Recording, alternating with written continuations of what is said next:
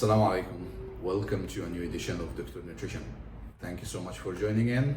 And today is dedicated for a question that I have been asked quite recently about the difference between cow and she-camel milking operations.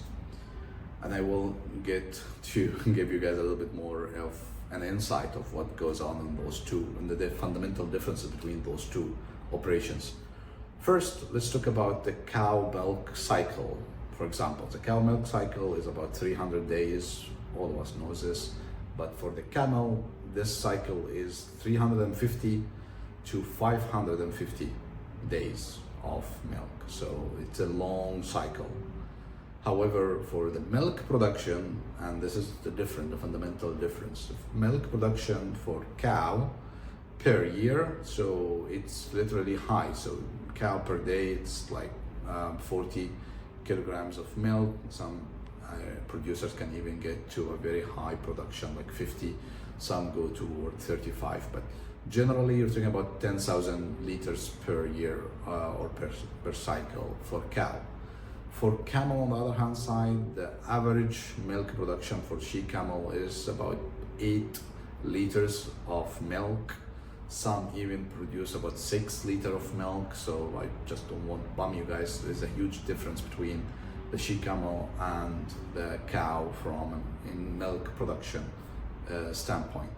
Although it is notable to say there is breeds in camel and specific high producer camel that can give 18 kilograms of milk or 18 liters of milk per day.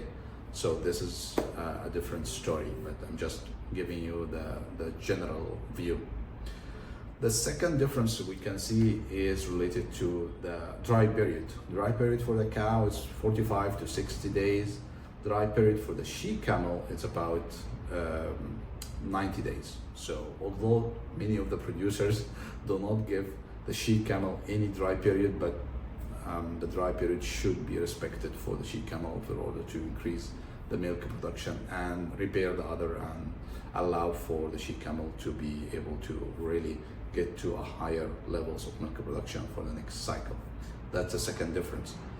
The third difference is related to the mechanism of milk let down.